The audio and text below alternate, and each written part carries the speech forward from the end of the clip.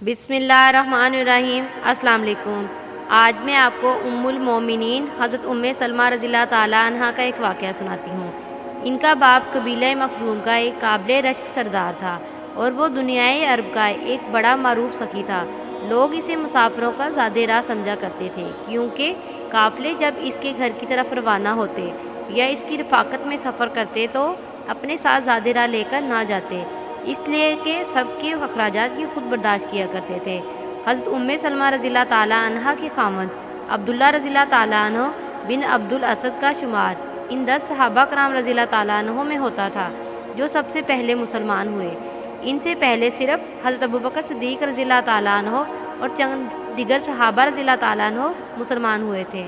حضرت سلمہ رضی اللہ تعالیٰ عنہ اپنے شوہر کے ساتھ ہی مسلمان ہو گئی تھی اور وہ ان کا شمار ان صحابیات میں ہوتا ہے جنہیں اسلام قبول کرنے میں سبقت حاصل ہے۔ حضرت سلمہ رضی اللہ تعالیٰ عنہ اور ان کے شوہر کے اسلام قبول کرنے کی خبر جنگل کی آگ کی طرح چار سور پھیل گئی۔ قریش غصے میں آ کر ان دونوں کو ایسی دردناک سزائیں دینے لگے جس سے مضبوط چٹانیں بھی لرز جائیں، لیکن ان کے پایا استقلال کی کوئی لغزش پیدا نہ ہوئی اور نہ ان کی طبیعت میں کوئی عزم لال پیدا ہوا اور نہ ہی یہ کسی تردد کا شکار ہوئے۔ جب صحابہ کرام رضی اللہ تعالیٰ عنہ مصائب کی چکی میں بری طرح پسنے لگے تو رسول اللہ صلی اللہ علیہ وآلہ وسلم نے اپنے صحابہ کرام رضی اللہ تعالیٰ عنہ کو حبشہ کی طرف ہجرت کر جانے کی اجازت دے دی۔ ان مہاجرین میں یہ دونوں میاں بیوی بھی تھے۔ حضرت سلمہ رضی اللہ تعالیٰ عنہ اور آپ کے خاوند اپنے معزز گھرانے اور عالی شان گھر کو چھوڑ کر اللہ سبحانہ تعالیٰ کی خوشنودی حاصل کرنے کے لیے ایک اندیکھی منزل کی طرف روانہ ہو گئے۔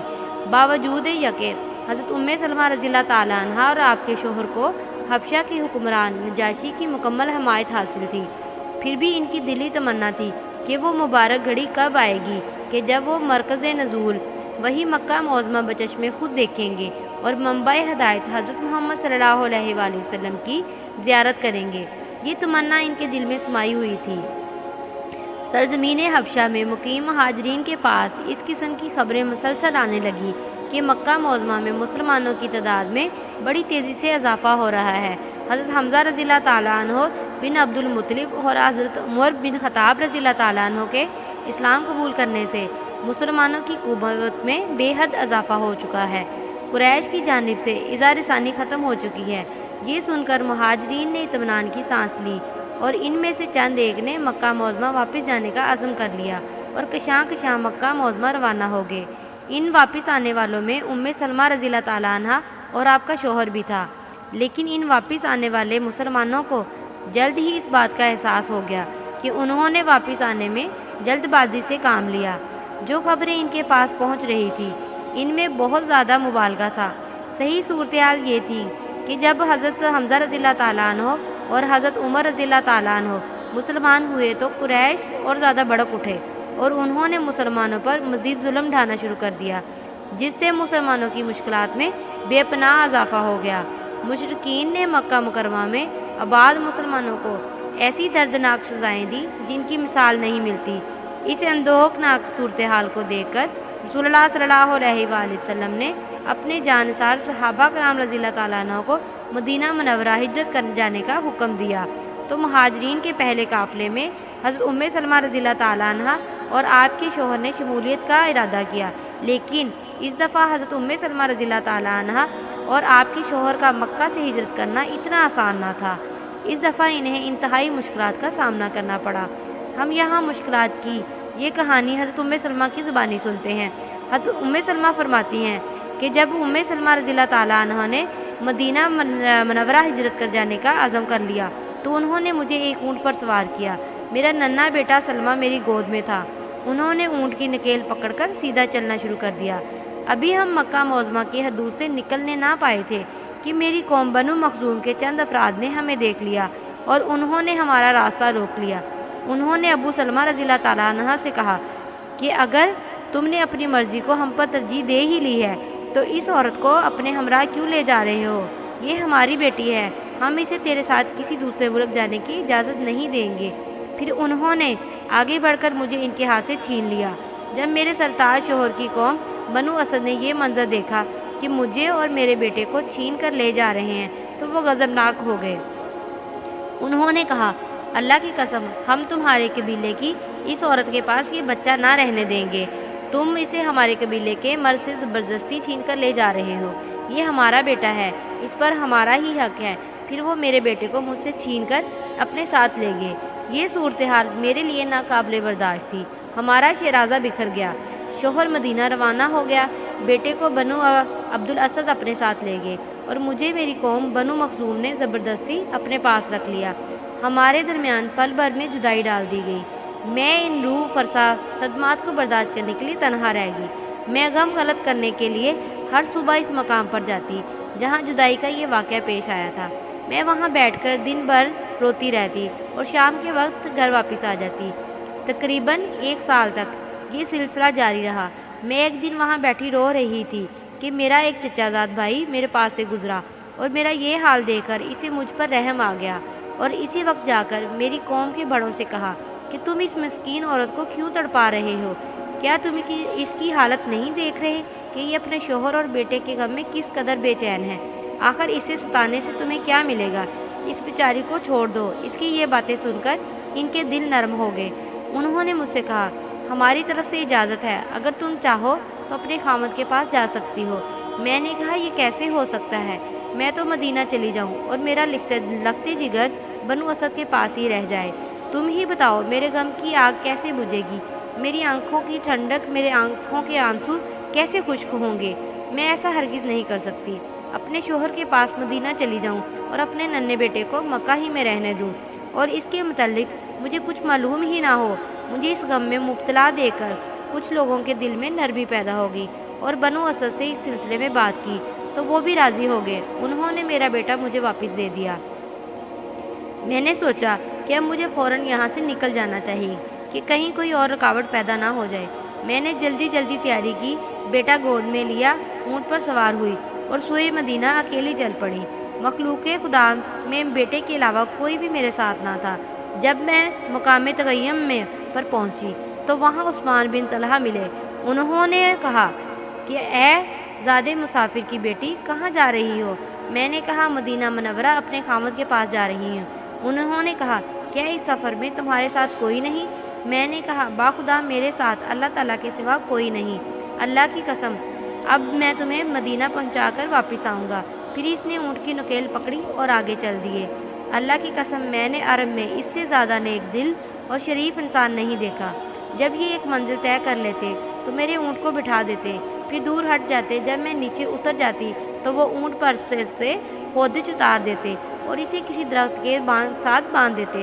پھر وہ خود کسی درخت کے سائے میں جا کر لیٹ جاتے۔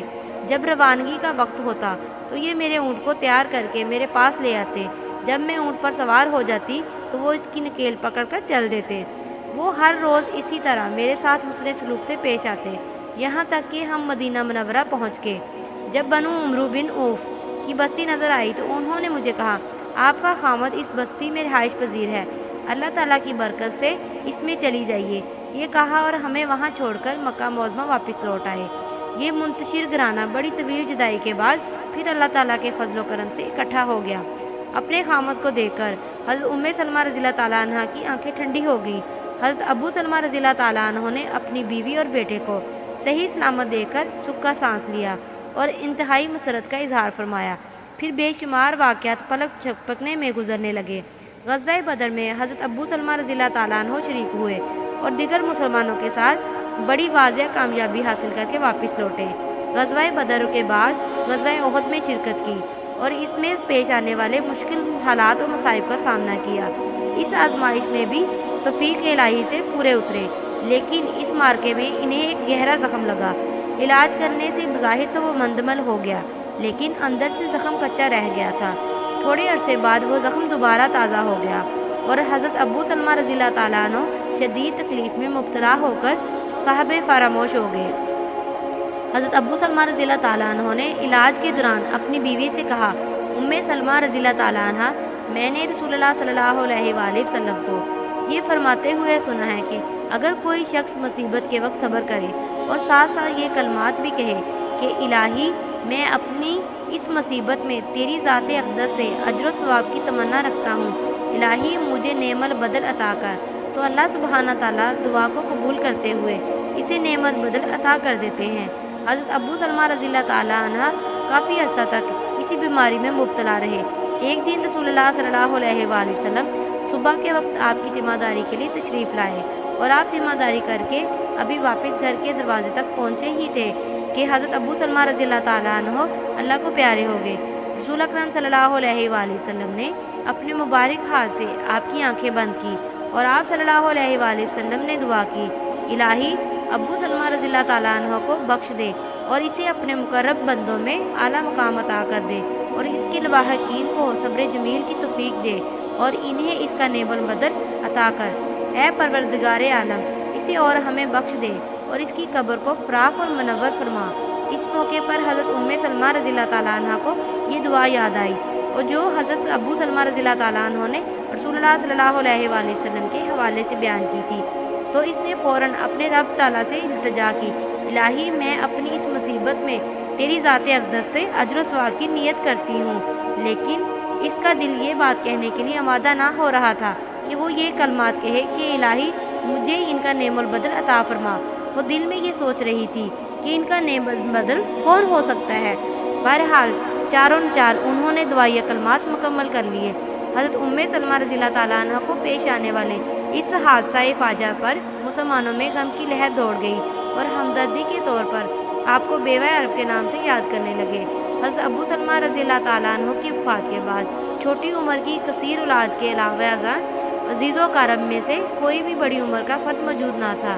اس صورتحال کے پیش نظر مہاجرین اور انصار نے سوچا کہ حضرت ام سلمہ رضی اللہ تعالیٰ عنہ کی نصرت ہمارا دینی فرض ہے، اس لیے ایام عدت گزر جانے کے بعد سب سے پہلے حضرت صدیق اکبر رضی اللہ تعالیٰ عنہ نے نکاح کا پیغام بھیجا تاکہ انہیں مکمل تحفظ مل سکے، لیکن انہوں نے انکار کر دیا۔ پھر حضرت عمر بن خطاب رضی اللہ تعالیٰ عنہ نے پیشکش کی، وہ بھی آپ نے قبول نہ کی۔ پھر چند دن گزر جانے کے بعد رسول اللہ صلی اللہ علیہ وآلہ وسلم نے پیشکش کی تاکہ ناتواں اولاد کو مکمل تحفظ مل سکے۔ حضرت ام سلمہ رضی اللہ تعالیٰ عنہ نے عرض کیا، یا رسول اللہ صلی اللہ علیہ وآلہ وسلم، میری 3 معروضات ہیں۔ ایک تو میں انتہائی غسیل عورت ہوں، مجھے اندیشہ ہے کہ آپ کو میری کوئی بات ناگوار گزرے اور آپ مجھ پر ناراض ہو جائیں اور میں اللہ تعالیٰ کی طرف سے کسی عذاب میں مبتلا ہو جاؤں، اور دوسری بات یہ ہے کہ میں ایک عمر رسیدہ عورت ہوں، اور تیسری بات یہ ہے کہ میں عیال دار ہوں اور چھوٹے چھوٹے میرے بچے ہیں۔ یہ سن کر رسول اللہ صلی اللہ علیہ وآلہ وسلم نے ارشاد فرمایا، جہاں تک تیرے غسیل ہونے کا تعلق ہے میں اللہ تعالیٰ سے دعا کروں گا، انشاءاللہ تیری یہ عادت کافور ہو جائے گی۔ جہاں تک عمر رسیدہ ہونے کی بات ہے، اب میں بھی تیری طرح عمر رسیدہ ہی ہوں، اور جو آپ نے عیال داری کا تذکرہ کیا ہے تو اس لیے تو میں پیشکش کر رہا ہوں تاکہ ان کی ذمہ داری لے کر آپ کو اس پریشانی سے نجات دوں۔ اس کے بعد رشتہ ازدواج میں منسلک ہو کر انہیں ہر قسم کی پریشانی سے نجات دلانے کا باعث بن گئے۔ اس طرح اللہ رب العزت نے حضرت ام سلمہ رضی اللہ تعالیٰ عنہ کی دعا کو شرف قبولیت بخشا اور انہیں حضرت ابو سلمہ رضی اللہ تعالیٰ عنہ کا نعم البدل عطا کر دیا۔ رشتہ ازدواج میں منسلک ہونے کے بعد بنو مخزوم قبیلہ کی یہ ہند نامہ عورت صرف ام سلمہ رضی اللہ تعالیٰ عنہ ہی نہ رہی، بلکہ انہیں ام المومنین بننے کا عظیم شرف حاصل ہوا۔ اللہ سبحانہ تعالیٰ حضرت ام سلمہ رضی اللہ تعالیٰ عنہ کا چہرہ جنت میں روشن کر دے۔ اللہ تعالیٰ اس سے راضی ہو اور وہ اللہ تعالیٰ سے راضی ہو گئیں۔ جزاک اللہ۔